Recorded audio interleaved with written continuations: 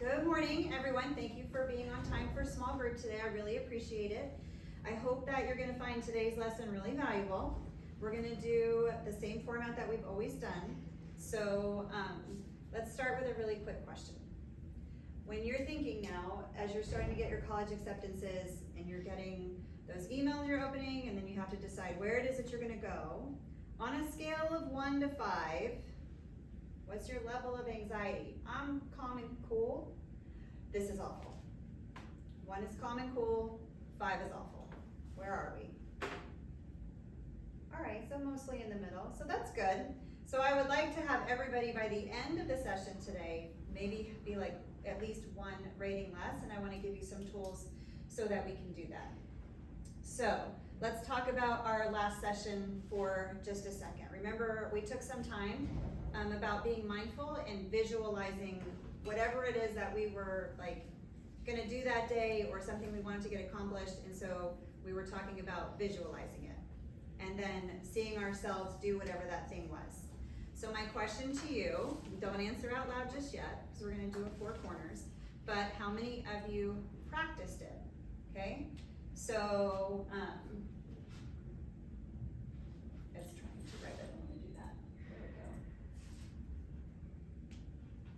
So if you didn't do it at all, like it was super awkward and I couldn't do it, I want you here. I tried it once and it was really weird over by Dallas. I did it a couple times and it was okay. I'm a pro and it actually worked, okay? So not at all, maybe I'll try this week. It was really weird. It was okay, I'm a pro. So where were you?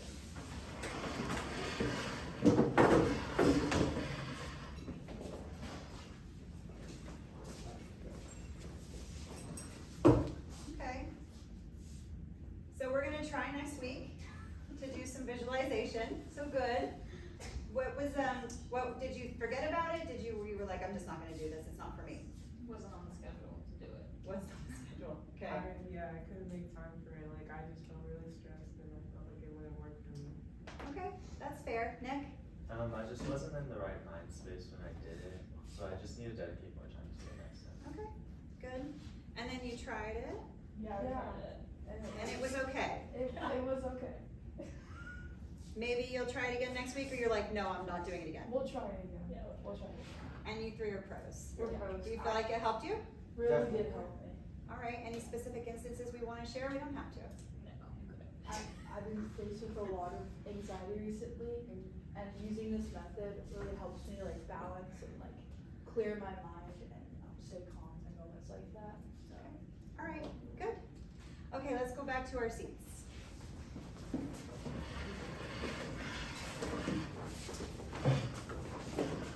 Something I didn't open with today, and so I just want to remind everybody that in small group, that whatever we say in here, remember our norms, whatever we say stays in these 4 walls, and we don't take it out of these 4 walls unless we've talked about it and we've said we're going to share something outside. So whatever's discussed in here, this has to be a safe space for everybody. So feel like you can share, and that whatever you share will be kept in confidence. And then if you're sharing something, remember, if you're sharing something that I feel like is going to lead to harm to yourself or to someone else, then we're going to have a further conversation about it. So as long as everybody's clear with our norms and remembering what those are, we just needed to go over them again. Okay, so last week our goal was on visualization. This week our goal is going to be a little bit different. So it's guided breathing, and I know that some of you have practiced this before. So I wanted to go, I want to start with this today because when we start looking at your options and what you're planning on doing after you graduate in approximately 107 days, then I want you to be able to have the tools you need to walk across that stage and into whatever future you feel confident moving towards. And I know sometimes this time of year can get like overwhelming. So let's practice breathing. So this is pretty easy. It's only about 1.5 minutes. But before we get started, let's get centered and focused. Everybody ready? Both feet on the floor. You can put your hands or your arms hands wherever they're comfortable. Maybe shake them out a little bit.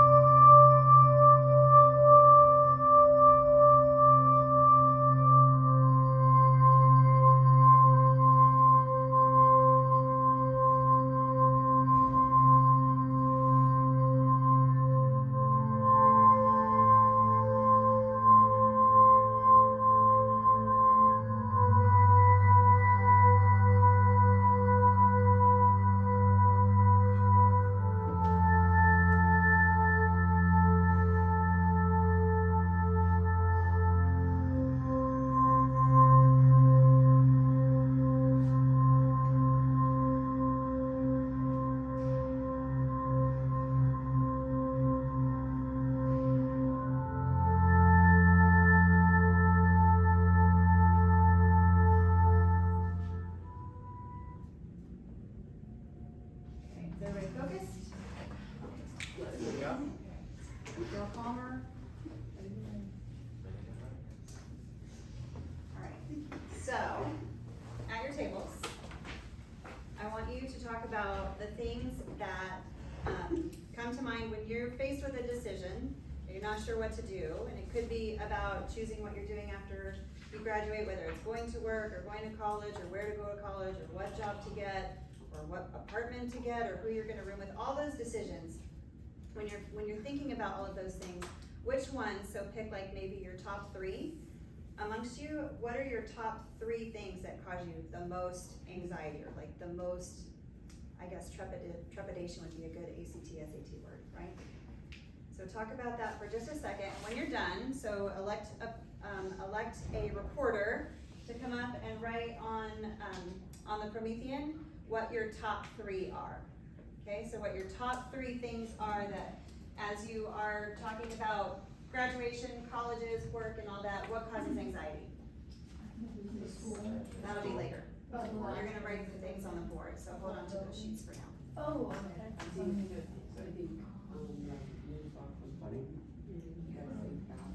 Affordability? I understand that perspective. So that could be one. Yeah, right. Awesome, that's like a good. That like makes I worry about. That doesn't make No. I think like after thinking if like I chose the right version, like we're just like I'm like questioning if I chose. So the fear So- of adulthood. But I feel like that's like in a Yeah. semester later on. Yes. Right Right now. Like we're just like, Electricity bill. That's I- no, not that is even not- being no, comfortable. yeah. You already changed Major, it. yeah, I already did. Yeah. Like, Not I being don't know. comfortable. Okay, so but, like, major I'm choice, doing affordability, And which one? and which What are those people Change. you've never done? Ooh. Here's a we right. can Yes, if you have your 3, go ahead and write. run at the same time. One is. There's 2 Did we pens. discuss I think you can write. So wait. Your top 3. Fear of adulthood change and distance.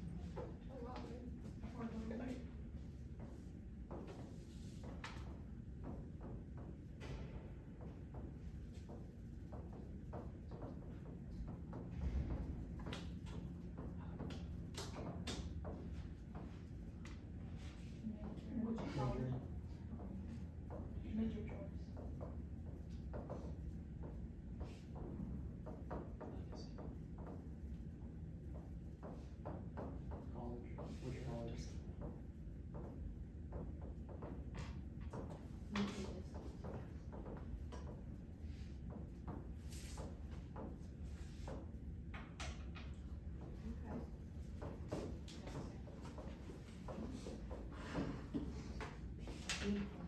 Tati, do you guys wanna share any of the conversation that you had around the choices? We talked about affordability and like being able to afford tuition, like especially if you're going far away from home, like the housing and the apartment. And then major choice, we were saying how, cause I know I already put a thing in to change my major, so we were thinking like, even if it's like now or later in the future, like if we're choosing the right major choice for our career. And then which college was also pretty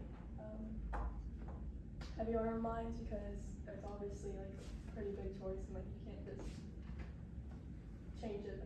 Yeah. That was harder to change, right? Yeah. It might be easier to change your major than your college. Yeah. At least just you're there for a while. All right, Nick, what about yours? What were your, some of your conversation about your choices? Well, our fear of adulthood came from not knowing and like having to pay things like bills and like not having our help from our parents. Being on our own, and then like after college, everything is like up to us. It's It's like real life then. Yeah, Yeah, it's no Okay. more like little things, grow Okay. to big things. And then just like the change of like environment and not being by people we've known for so many years. And then being away from home, like it's gonna be hard being far from family. It's gonna be like a completely different environment. We're not gonna have like the same support system. you have to build a whole new one. Yeah. How many of you in here have gone to school for longer than just high school together? Like you went to the same elementary school, or some of you too? And did you guys just come for, you guys have only been here since high school? Yeah. Yeah. So you built a support system when you came here, so it'll happen, right? But it's not always fun, there's lots of awkwardness, I'm sure. Or there can be. All right, these are things I definitely like. Okay, so fear of adulthood still gives me anxiety, and so does change, so. So these are real things. Affordability, I get all of these things, I think they're all valuable, and I think one of the things that you'll find, I hope, with the process that we're gonna use today, that you can apply it to other things. So we're gonna apply it to like choosing where you want to go to school, right? Sarah, you and I had a conversation about, I don't know, which location, right? But you could use this same process for other decisions as well. Maybe not for paying bills, like that has to be done, but you know, being away from home or just a change, like this thing can help you make decisions in the future too. So these were all very good. So I think we talked about understanding stress in decision making, right? These things, because they're unknowns. So I think X equals unknown right now, and X, because it equals unknown, you really can't solve an equation. So then how do you move towards solving something that you might not have a context for? There are social and emotional factors involved, and there are also things like you're gonna experience things you've not experienced before. Partly because you're gonna be in new environments, and then partly just because you're gonna be at a part of your life where you haven't been before. And so, just getting older brings that as well. And then, Nick, I think you mentioned like support, like you're not gonna have your support system. And so that's a really important part of anything, right? It's almost like should be a priority to find your people and build your support system, maybe even before you finish decorating your room, because sometimes that can even be more important. What else do you think is part of the stress in decision-making itself? Do you wanna add anything to what we said before? Like just in making a decision, what are the things that come up in your mind, Ari? I think like the options, cause like everywhere you go, like especially for college, there's like new experiences everywhere, and not every experience is gonna be the same. So just like picking which path you wanna go down, I guess like it just like becomes a little overwhelming, especially if you get into a lot of colleges. So when you're standing with all those choices in front of you, what are the thoughts in your head? I'm just like I just think of like overall and like all the components, like definitely like what's best for my major, like what will help me like get a job like after, but also like how's the like school life and like how the dorms and like how are the people there and atmosphere, and also like the location of like where the school is too, because you don't want it to be in some like boring like town where the school's like the main highlight. That's fair. Tati and then Dallas. I was like similar to what Ari was saying, like how it's kind of just like thinking about like what's best for me specifically, and not trying to like factor in like what everyone else is doing. That's a good perspective to have. Dallas. Adding to both of their points, that can also come with like fear of making the wrong decision. Like I get scared that what if I, work this hard to get to a point, but then I'm there and I'm like, this is a big regret of mine. They're like, I'm always faced with the idea of regret when making a decision, so. I think that's important. It comes into, like, it's always like that little voice, like, what if this is the wrong thing, right? Some of that self-talk can hold us back, for sure. And I think that is where you get here, like, your self-talk is, you're balancing, like, your excitement about it, but then also your fear with it, and then your brain just kind of maybe shorts out a little bit. So I think that can definitely, be a big part of the stress that you guys feel.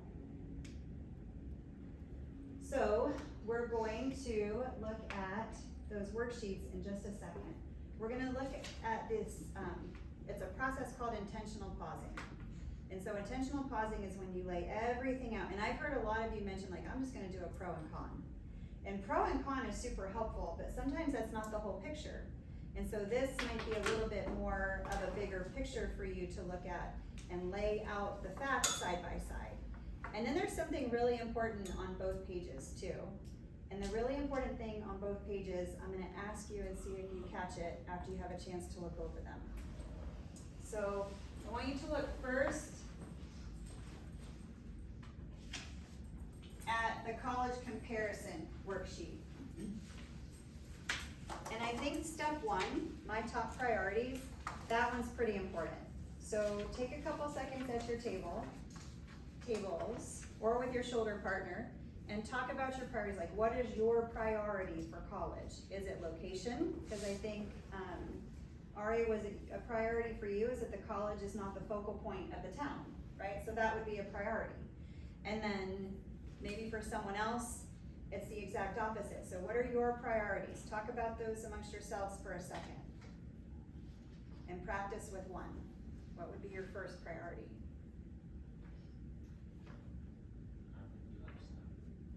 That's a good one. Wait, what is that?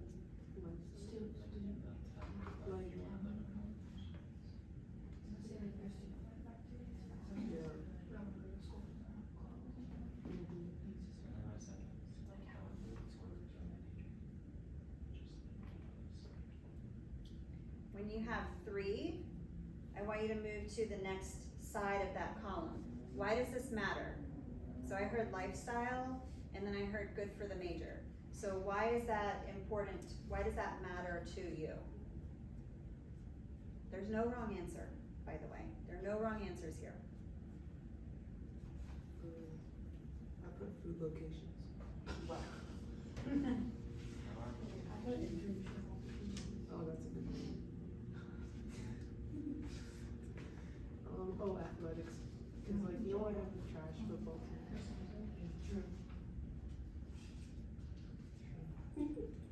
So as you're writing these things and you're chatting about them, I also want you to think about how you're feeling as you're talking about them. Did you get a little bit more excited about one of the things that was a priority as opposed to the others? Did all of them cause the same reaction? Like, really consider what your reaction is too.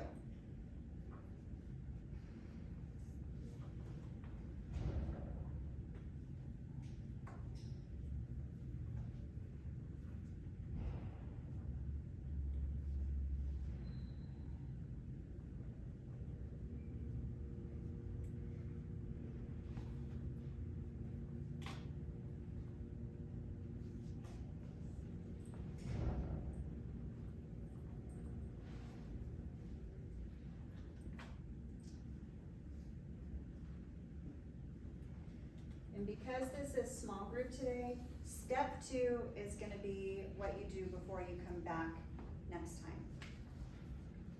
So you're gonna look at college A, college B, and college C, and I want you to write these things down so that we can come back and chat about them in our next small group.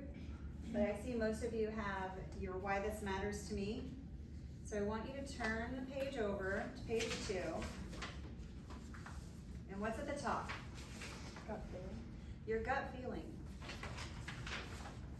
So once you do your comparisons, you write things down for college A, college B, college C. even if one of them looks a little better than the other on paper, do you have a gut feeling about something else? That's when you're like paying attention to yourself. Because sometimes the choices that maybe look the best on paper still aren't gonna be the choice that is going to fit our person or what we are looking for, and that is okay. It's okay sometimes if something looks a little better on paper, but maybe there's just a little something here that would be better. And it's okay to think that. So the reflection that we're gonna do together next time is which one aligns with your values and what worries you, and then what support do you need to decide. And if you look at the second page, the Decision College Matrix, that can help you score those schools if you're still a little bit more confused, or you still have a little anxiety, you're still not sure which one to choose. This is just an added tool that will help you with that decision.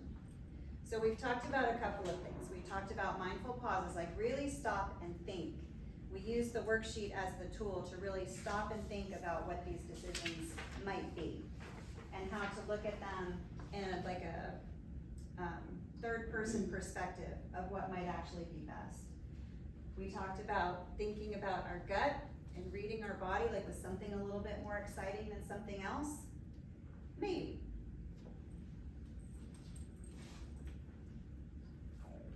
So in clarifying your values, there are some value categories that you can also think about. So academic fit, financial alignment, your support systems, and the environment. And I think that all of you, like in your discussions, you hit on all four of these things.